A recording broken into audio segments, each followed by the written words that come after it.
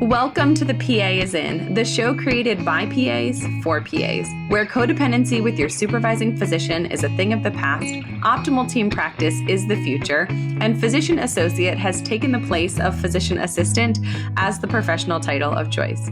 I'm Tracy Bingaman, and I'm obsessed with redefining what success as a PA looks like and what it feels like.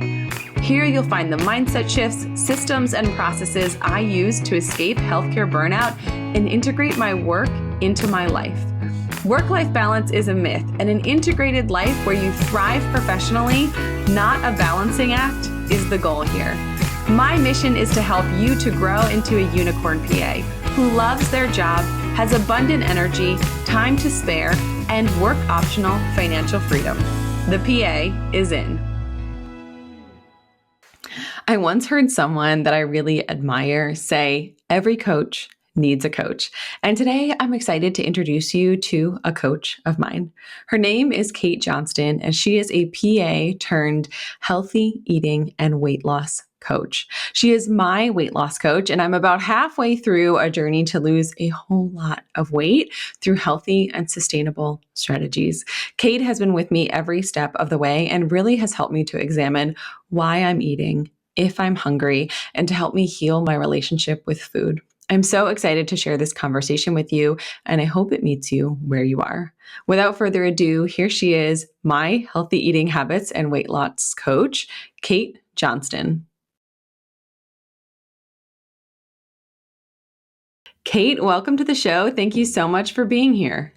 Thank you so much, Tracy. I am super excited. Awesome. I've been very much looking forward to this conversation. What the people don't know is that you are my coach.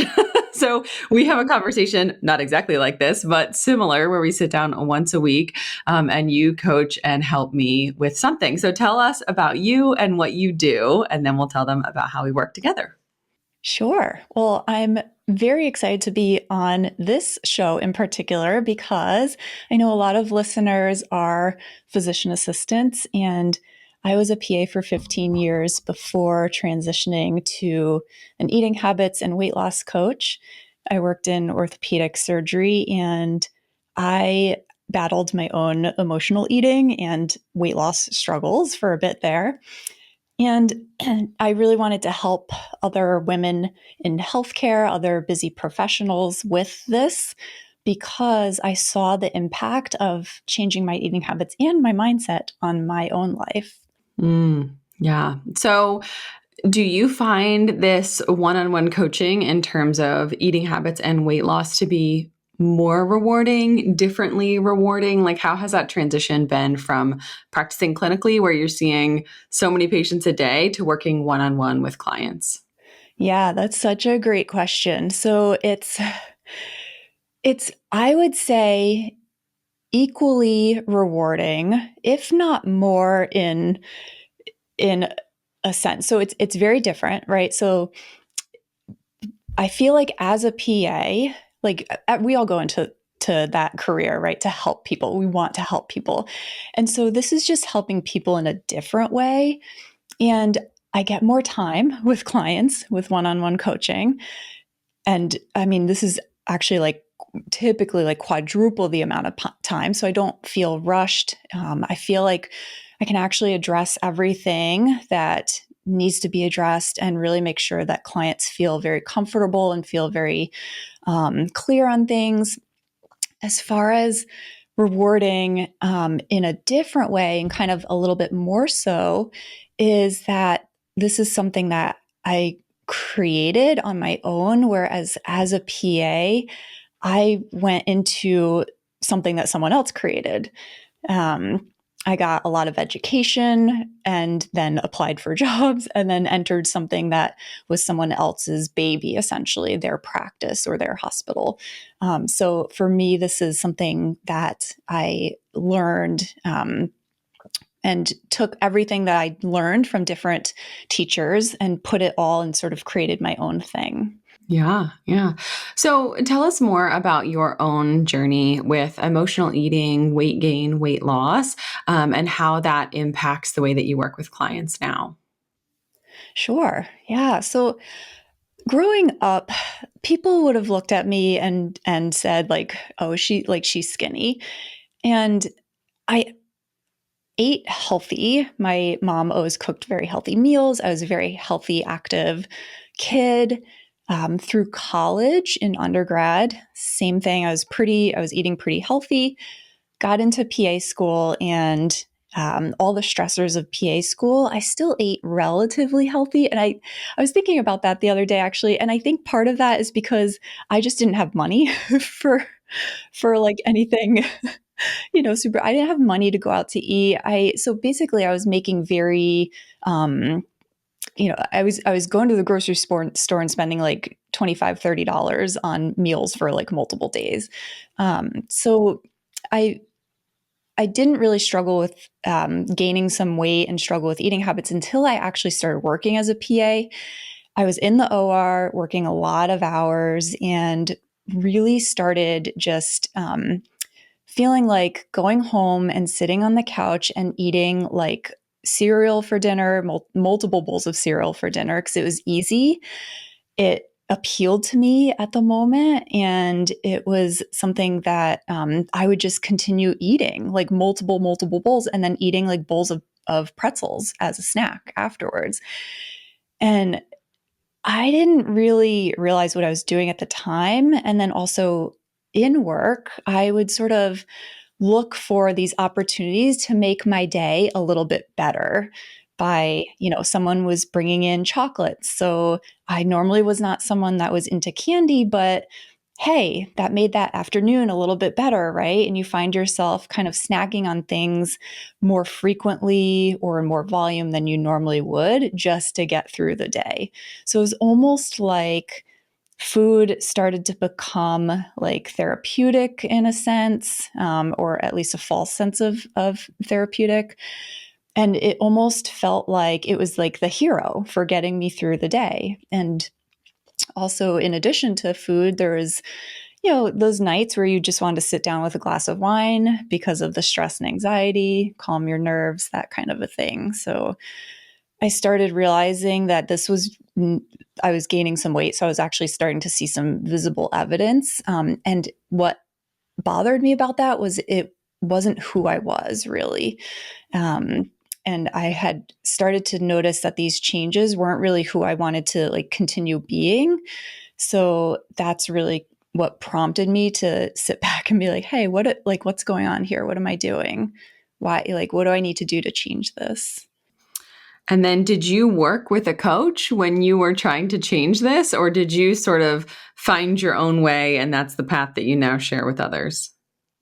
Yeah, no, I did not work with a coach, and I wasn't very successful at first actually because I didn't actually like have it sort of pinpointed that I was emotionally eating. I wasn't thinking like, oh, this is emotional eating, so let me Google ways to stop emotionally eating. I was actually just focused on like, I need to just change what I'm eating and how much I'm eating to see if I can lose some weight. And that's kind of how we're all sort of taught, right? Like look at the foods and look at how much we're eating. And so I just started decreasing the amount of calories. Unfortunately, I decreased it pretty significantly and I lost weight pretty quickly, but I was not able to sustain that. And then I gained it back, and then I changed jobs. So I kind of got out of, I felt like a very stressful job that I was working up to 80 hours a week into one that was less stressful and less hours a week. And I lost some weight then, and then I gained it right back. So the third time is actually when I was successful because I really started realizing why I was doing what I was doing and addressing that. Yeah. So this is something that we have talked about in our sessions a lot. Would you be willing to share with us this flow of thoughts, feelings, behaviors, results that we have sort of been unpacking for me and my eating habits? And it's something actually that I have been diligently teaching my kids because I think it's just so incredibly valuable. Yes, I love that you have been teaching your children this. So this is one of my most favorite things to talk about and to tell people. So this, I think, and I think that you agree with this is gold, right? Knowing that your results in your life are actually because of your thoughts.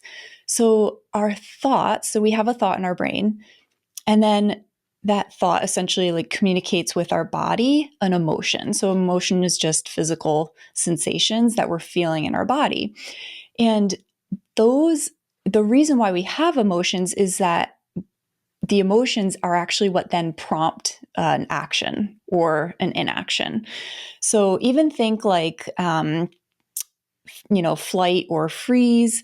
So you have a quick thought, when you see a bear out in nature, you have the quick thought, like that bear's going to eat me. And then that creates a feeling of fear. That feeling of fear in your body will then prompt you to either freeze or run, right? So, and then that will result in something that will result in you either getting eaten by the bear or you surviving the bear. So that's the sequence of events, the thought, the feeling, the action, and the result. So eating behaviors are the action part of it. And so with essentially with emotional eating, which is so common, the reason why it's so common is because you have an emotion and the emotion is always what leads to that behavior. Now, you might think, well, what if like sometimes I'm actually like hungry, I eat because I'm actually hungry, feeling the hunger sensations. Well, that's, you then have a thought about those hunger sensations, like, oh, I'm hungry. And then that thought causes an urge for you to actually go eat, or motivation for you to actually go eat. And the thing with the emotions too is that, so say you're emotionally eating, you are feeling a lot of stress or you're feeling a lot of anxiety, and you've pinpointed that this is the source of the emotional eating, you can then think to yourself, well, what thought is actually creating that feeling of stress? Or what thought is actually creating that feeling of anxiety for me? And just knowing that it's a thought creating the feeling is very empowering, because then it doesn't feel like your emotions just happen just because, or that they happen because of other people, or because of a difficult patient, or because of a busy schedule. The feelings are actually from a thought about those things. Yeah, this was a huge thing that I'm still working on, sort of becoming aware of my thoughts and becoming aware of the feelings. I'm better at nailing the thoughts than I am at the feeling or emotion part. I think that the fact that, like, when we're having a session, Kate, and you ask me, like, where do you feel that feeling in your body and what does it feel like? I think I have no idea. Like, I'm just so on to the next, busy rushing, that I never slow down enough or take the time to say, what am I feeling? And, how do I know that I'm feeling that? Where does it manifest in my body? And I remember when we first started working together, you asked me, what percentage of the time do you think that when you're eating, you're truly hungry? And I'm not exactly sure what I said in terms of like a percentage, but I did know that I couldn't tell you what hunger felt like. And that was a huge part of me figuring out, like, do I want to eat? Like, am I eating because I think I'm supposed to be eating? Am I eating because there's a rep dinner? Am I eating because it's time for my kids to eat and then they need to go to bed? Or am I eating because I'm hungry? And when we first started working together, I was almost never eating because I was hungry, because I didn't know what hungry felt like. And I wasn't trying to figure out if I was hungry. I was just eating. So, all of that to say, can you talk to us about hunger cues, why we eat? Because I think we get this wrong so often. People say, hey, I'm not happy with my weight. I'm going to eat less, or I'm going to eat differently. But we don't zoom all the way out to say, why am I eating when I'm eating? Yeah, absolutely.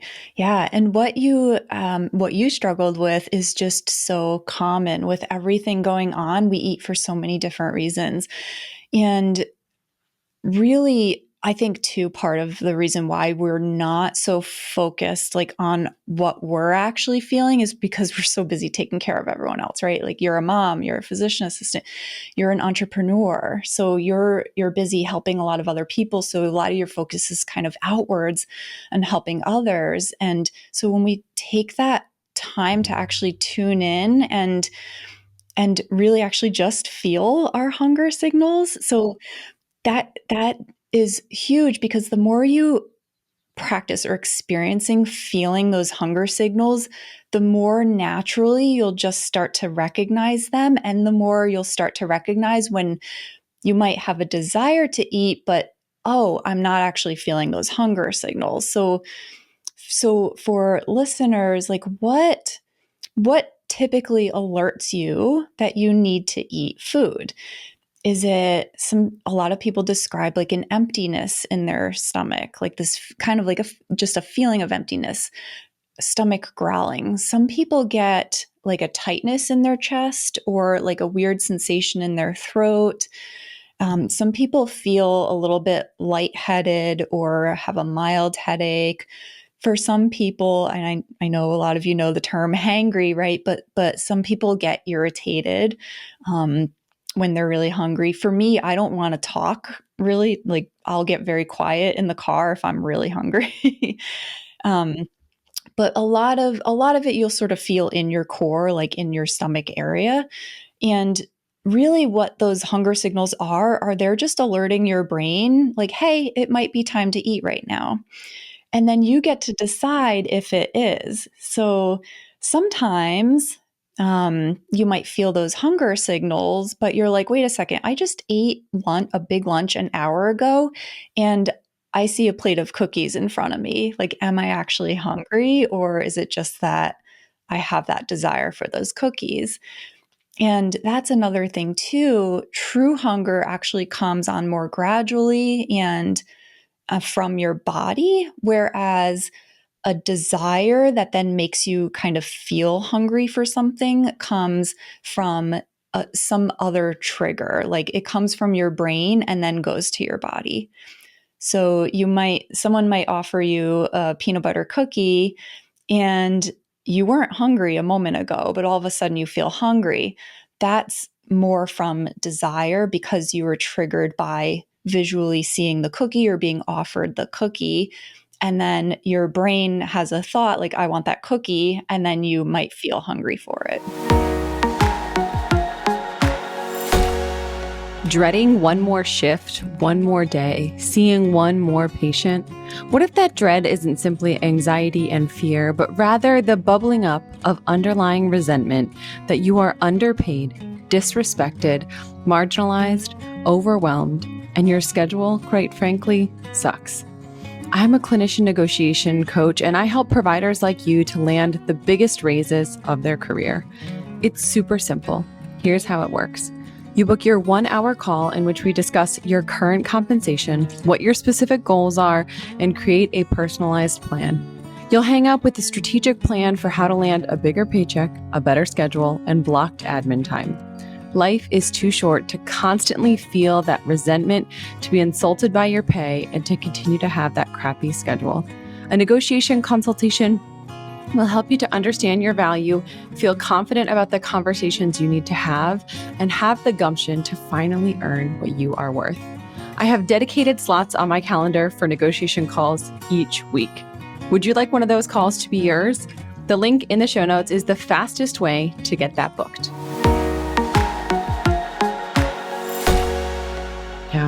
Yeah. So one other thing that we talked about when we were first working together was this idea of when to stop eating and cueing into stopping eating. You had said to me, if you're trying to decrease your weight, you want to stop eating when you no longer feel hungry, not when you feel full. Can you tell us more about how to figure out if we're still hungry as we're eating? Yes.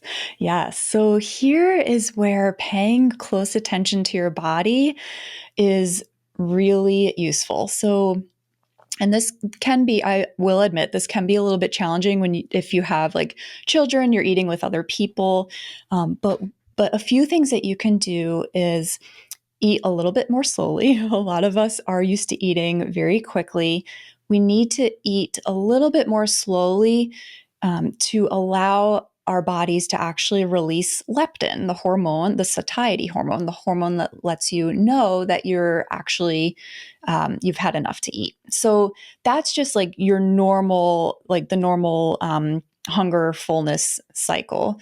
So normally we would, to maintain our weight, normally we would eat when we're hungry and then stop when we're actually starting to feel a little bit full. You don't ever want to feel overly full.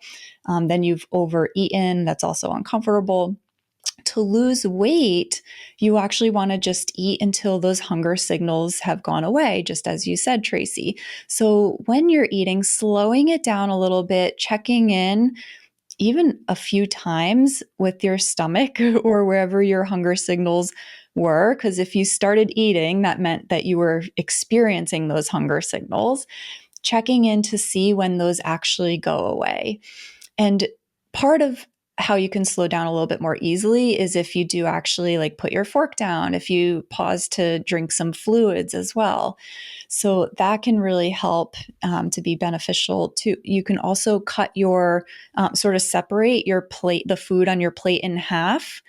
And not that you're necessarily just going to eat half of it, but you eat the first half and then maybe you give yourself 2 minutes before you eat the other half, just to allow yourself that little bit of time to check in and make sure that you actually are still hungry before you eat the rest of your meal. Mm-hmm. Yeah, I was surprised when I started doing this regularly in practice, how there was this huge disconnect between what I thought I needed in terms of volume, like what I served myself, versus when I really started checking in with, am I still hungry? That I was eating a portion, like a fraction of what I had historically been serving in terms of quantity. And for all those people who are listening that are like, dinner at my house is utter chaos, right? Like kids are saying, can you cut this for me? Can you pass this to me? Can you fill up my water? I drop my fork, and fighting at the table. That was really frustrating to me when I first started doing this, because I felt like, oh, I need to focus on my body, and this environment is not conducive to this check-in, because it's crazy here. But what I started doing is, when the kids interrupted me and I had to run to the kitchen to fill up their water glass, or someone asked for seconds and they aren't old enough to serve it for themselves, is that I would say okay, this is a pause. It created a pause in the meal. And instead of, at my direction, sort of checking in to see how my body was, those interruptions, every time I got interrupted, I would say huh. And the question I asked myself is, if I wasn't already eating, am I hungry enough to start eating? Do I feel hungry that I want to eat more? And it has really helped me to change the mindset of those interruptions are a part of life with young children. I might as well use that as an opportunity to say, how do I feel? If I don't, if I'm not still hungry, I'm not going to eat the rest of what's left on my plate. Yes, I love that. And I love how you did that shift with your thoughts. Instead of thinking of this as oh, my kids are interrupting me, I can't do this. And because that can easily lead to frustration and irritation and everything. Yeah, you really reframed that. Said, hey, how can I use this to my advantage?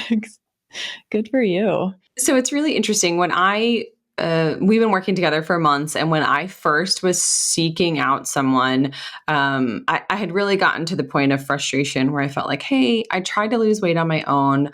I've given it this good college try and haven't made measurable progress, a little progress, a few steps back, a few steps forward, nothing really that, earth shattering, but I had become very frustrated with the way that things were going in terms of health and weight and my body. And so at the time when I started working with you, Kate, I had interviewed a couple other people who did what I'm going to call weight loss / fitness. And I'd love for you to explain what working with you is and what it is not, because there were a couple of people that I talked to, and one of the people was we'll get you in bikini shape. This is like your macro plan. It's like this very specific, like eat this list of foods, have this many grams of carbs, like have this many grams of protein, exercises like 2 a day. Like it was this very structured program, which honestly I would do well with personality wise. However, only while I was on the program would that program work for me. So talk to us about what it is like to work with you and how it is or isn't different than that. Sure. Yeah. And I think, yeah, that's the thing. Like those programs work well, for certain people. And I think the question is, yeah, just how well does it fit into your lifestyle? So my thing is that it really has to fit in like seamlessly into like your busy or non-busy lifestyle in order for you to actually make change, like keep these changes for the rest of your life. And so for that, it has to be simple in the sense of like simple concepts, like increasing the percentage of time that you're eating when you're actually hungry, and then addressing the other times that you're eating due to something else. And so I think the kind of the main difference between like how I do it versus how a lot of other programs do it, or even other coaches, is making small changes that are easy for our brains to actually do, because our brains like easy. They do not like difficult. They're very resistant to difficult. Um, Also, making sure that we're addressing the thoughts and the feelings behind the eating behaviors. Because if you just change the actions, like if you just change what you're eating and how much you're eating without addressing the why, without addressing the thoughts behind it, and understand why you're eating, um, and also addressing the emotions, managing the emotions that may have been leading to emotional eating, or even just managing the urges just because something tastes so darn good, those behaviors aren't going to stick for very long, because you're essentially like not changing, you're not changing your thought process. You're not really changing like who you are, like your thought habits. You're just changing the behavior habits. And changing habits is a wonderful thing, but we really need to change those thought habits. Otherwise, when the emotions, when the circumstances get difficult, right? Like when we have that stressful day or that stressful job, and we have a strong emotion that just is going to drive us to eat, like we're not going to know what to do with that. So we're just going to essentially, fall off the wagon and maybe go back to some quote unquote bad eating habits. So addressing the thoughts and the feelings and the behaviors, all of those combined are going to create better, or I should say, longer lasting results, rather than just trying to change, kind of just going against the grain, like going against your thoughts and feelings just to change the actions themselves. So that's kind of like the big thing. So it's part structure, like it really is part like actionable things that we're doing, like strategies, and it's also part just becoming aware of those thoughts and learning how to manage and process emotions. And those are things that we're not ever taught. So it's really nice to be able to teach people how to manage emotions related to eating, but you can also manage those emotions in other areas of life. I know that Tracy, you've mentioned how that's been very handy for you, just with work related stuff, with, any family related stuff. Yeah, this does not happen in a vacuum. And I feel like now that concept, like I can't tell you how many times I have in notes from our sessions written down this, circumstance, thought, feeling, behavior, result. And that at first I was like, okay, I'm writing it down every time. And like, I couldn't have rattled it off like that. And now sometimes even this week, I like was swimming, I'm training for this triathlon. And I was like, thinking, oh, I'm halfway through this workout and I'm just never going to make it. And this workout is not even the same distance as and I was really getting in my head in terms of, completion and like negative talk. And I was like, okay, what's the circumstance? I am swimming, right? What is the thought? This is like while I'm exercising, like in the middle of a thing, or when I'm dealing with a coworker who said something. And then immediately I'm like, this made me feel that way. I'm like, well, actually, what thoughts am I, I feel like it has touched family relationships, my professional, the way that I'm running my business. It is just so pervasive in terms of if you can unpack it. And for the person listening who says like, hey, that sounds really foreign to me and that feels like it's really uncomfortable. I was extremely uncomfortable with this at the beginning. Like Kate can tell you that I did not feel comfortable with, Kate would say like, what emotion? And I would be like, I don't know what emotions are. Like, I can't name any. Like, I can't. And I still like have to use a cheat sheet for like what the feeling is in terms of this. Because I am not a super emotional person. I am not someone who can like name the emotion that they're feeling or tell you like what physical manifestations told me that I'm feeling excited or told me that I'm feeling angry. So that has been a huge growing learning thing.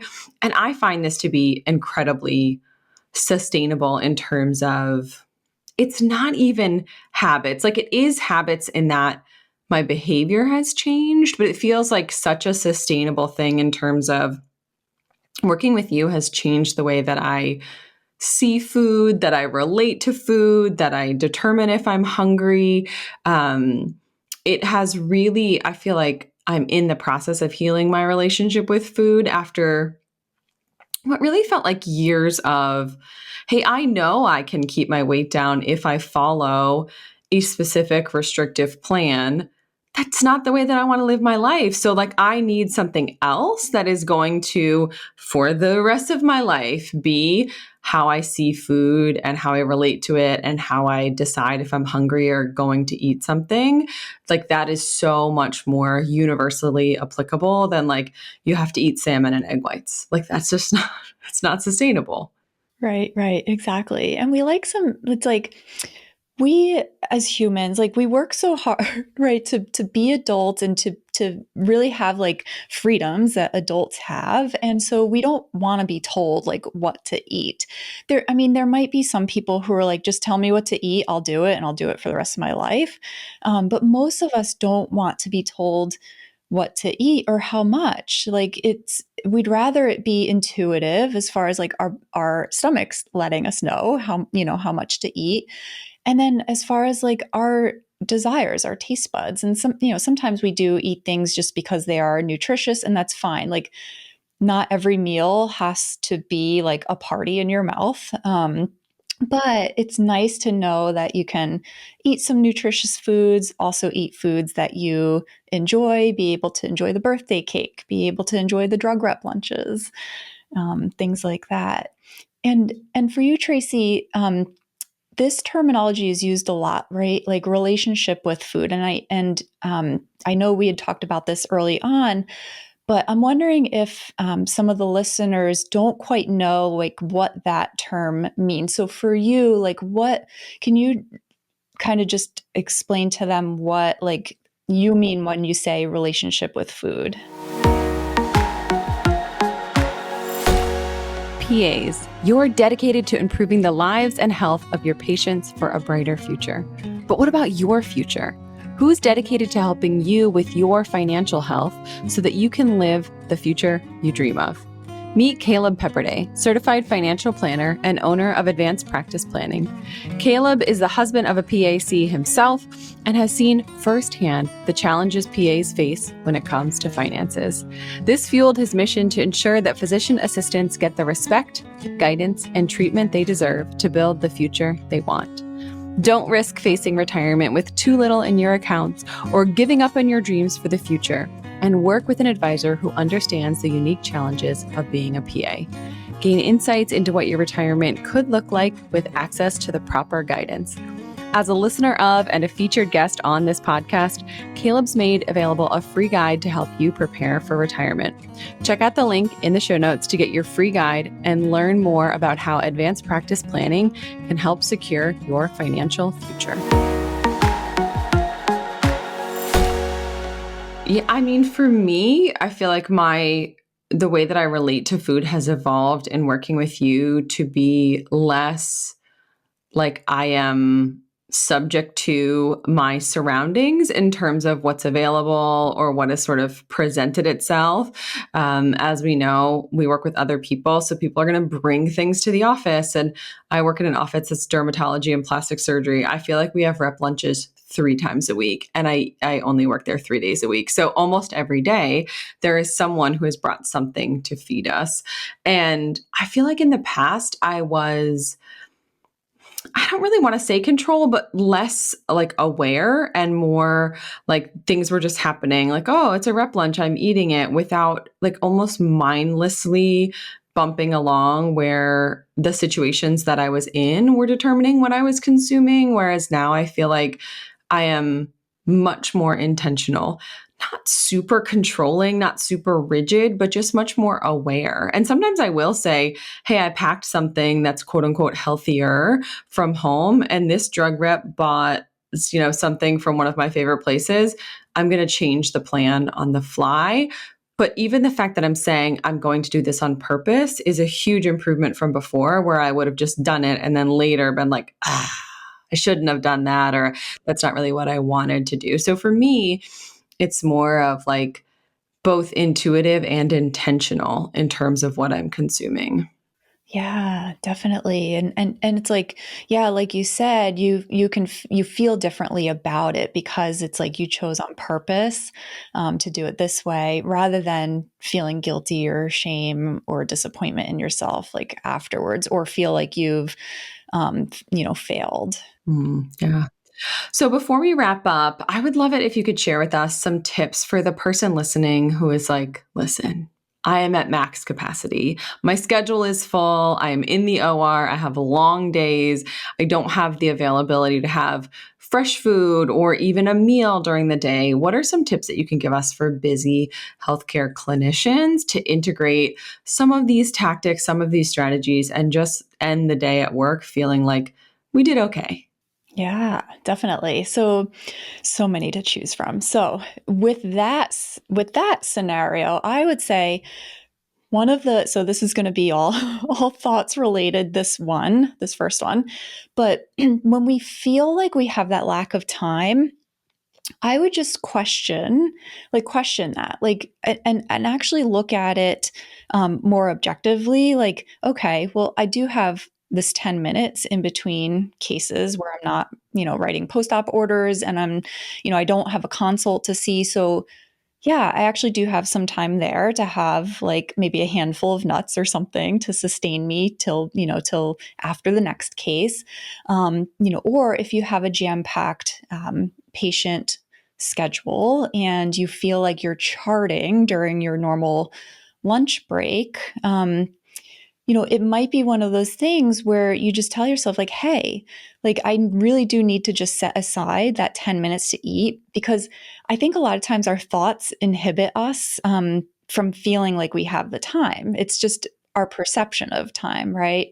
So, certainly, like, you can find the 10 minutes to eat a little something at least. And you this is the thing, right? Like in healthcare, sometimes we just have to take that opportunity. So, as much as we try to eat when we're actually feeling those hunger signals, if you really only have 10 minutes during your day to eat anything at all, like you literally only have that 10 minutes and you're not necessarily hungry, like you might just have to eat when you're not actually hungry.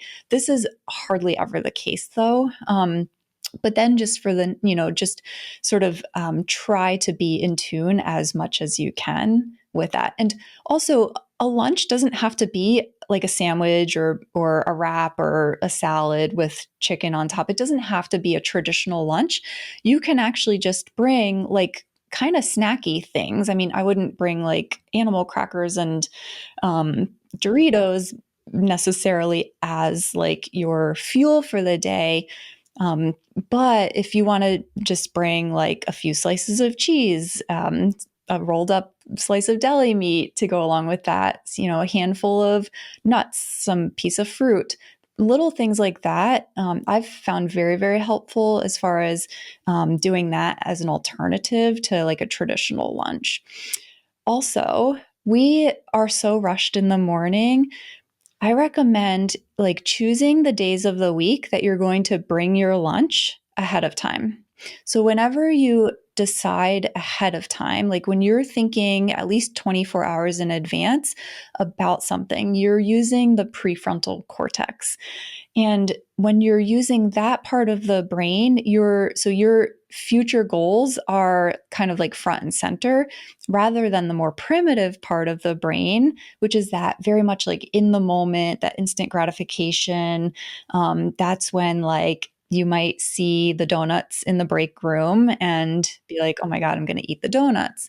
So if you are planning at least 24 hours ahead of time what days you're going to bring your lunch to work, then what I recommend doing is writing down those days that you're going to bring that lunch. Writing it down actually makes it more likely you'll follow through on it, even saying it aloud or telling another person. So this is huge. This is all part of, as Tracy said, like being very intentional. And so you're more likely to follow through on that intention when you write it down. And then what I would recommend doing is, because we're all in such a rush in the morning, you don't really want to leave making your lunch to last minute right before work. You're going to want to do this the night before. Choose a specific time to make it more likely that you actually create a habit out of this. So say you want to bring lunch Monday through Thursday, and then every Friday you'll have the drug rep lunch or your order out with your colleagues. Choose a time that generally works well for you in the evening the night before. Set an alert or write a little post-it note to remind yourself, and then pack your lunch then. If you could even do a couple of days in advance, that's great. But then it's already set ahead of time. You'll more likely make a habit of doing this if it's at the exact same time for multiple days of the week. So that can be something that is going to be a massive time saver, really, because a lot of people, I think too, like think that ordering out or going out to eat is actually going to save them time. But when you think about it, like you look at the menu, you take the time to decide on the menu, you put the order in, you go and pick it up, you eat it, all the things. Like you could have easily just packed your own lunch or made a really quick and easy dinner for home. Yeah. At our house, we do that packing of the lunch the night before, especially if it's leftovers, like when we're packing up dinner and cleaning up from dinner. If one of us is taking that, or even if the kids are taking that for lunch the next day, we pack it in their thermos. We pack it in a Pyrex for us. And I work Wednesday, Thursday, Friday. So I bring 3 lunches for the week and I pack them Wednesday morning, and then I don't have to do it Thursday and Friday morning, because Wednesday I actually start a little later than Thursday and Friday. And even just like having that plan and saying like, this is what I brought, it's already in the fridge, helps me to feel less sort of like impulsive throughout the day and throughout the work week, for sure. Yeah, absolutely. Yeah, it is pretty amazing, like how that actually, the planning ahead, just because it uses that prefrontal cortex, the part that's just much more focused on your short and long-term goals, right? But also too, one of the things that helps to encourage those new behaviors that you want to start doing is just celebrating every time you do this as well. So every time like you pack your lunch for work and you follow through on eating that lunch, like just sort of give yourself like a mental pat on the back, maybe even think about the benefits of doing that, because those act as a reward. And for a behavior to actually occur again, our brains need to have something rewarding about that behavior. So that reward can just be a simple thought like, hey, Tracy, like you did really well today. And that can create a really positive feeling, and positive feelings to serve as good rewards. Or, just like I said, recall or stating the benefit, like, or thinking about the benefit of doing that that will help to create that reward. And so you're more likely to want to actually go forward with that behavior, especially if that behavior does feel a little bit uncomfortable or feel like it involves a little bit more work. And actually, one of the things too is our brains are so used to thinking negatively. And so we really have to be intentional about pointing out these positive things to ourselves. Otherwise, we'll just sort of brush on by them. And that's why I like to start every single session with clients, as you know, Tracy, by saying, tell me the good things that you did this past week. Yeah. And we talk about so much more than eating. Like it's this strange combination of like eating and like therapy where I'm like, hey, I'm using these tools to deal with, a situation at work I was surprised by, or, a family member who I wasn't, thrilled with the way that they said or did something. So these skills are things that are, touch every single aspect of our lives. So Kate, if someone is listening and they're like, yes, I need sustainability in my weight loss journey, I need to heal my relationship with food, where can they go to find more of you? Sure. Yeah. So my website is katemjohnston.com. And I am actually coming out with a new free class. I created one that's kind of geared more towards women in healthcare. And I also have a podcast called Eating Habits for Life. And you can find that on any major podcast listening app. So that's a good way to get a lot of like actionable tips, but also really just get some clarity and insight as to why you might have particular eating habits. Because really understanding where they're coming from makes it a whole lot easier to actually like treat or correct the issue, right? And there's also a lot of it too. A lot of the episodes I do are also on weight loss, but weight loss attained by primarily changing your eating habits, and then along with that, mindset or thought habits as well. Awesome. Well, thank you so much for sharing your wisdom and coming on the show today. Thank you, Tracy. It's such a pleasure. And thank you, listeners. What an important reminder that we are in charge of our thoughts, and our thoughts create our emotions, which determine our behaviors, which help us to get the results that we want or that we don't want in life. As I said in this interview, this is something that I'm teaching my kids because it has had such a profound effect on the way that I see people, on the way that I interact with others, on the way that I see food, and the way that I am moving through the world. So if you get nothing else out of this episode, I hope that you remember that and you start to tune in to those feelings and how they're manifesting in your body and the thoughts that are generating those feelings. Thank you, as always, for tuning in to another episode of The PA is In. If you like this episode, take a second, give us a rating and a review, and send it to a friend. That's all for today. This PA is out. Congratulations. You've just joined an awesome club. By listening to a full episode of The PA is In, you are officially on the Unicorn PA team. Welcome aboard. What most team members do is they subscribe to the podcast because that allows them to automatically get the latest episode of the show. The life of your dreams exists on the other side of taking action. Keep making small shifts and keep getting better. Your life will improve, your career will soar, and you will have the confidence you need to create your own success. I will see you in the next episode. This PA is out.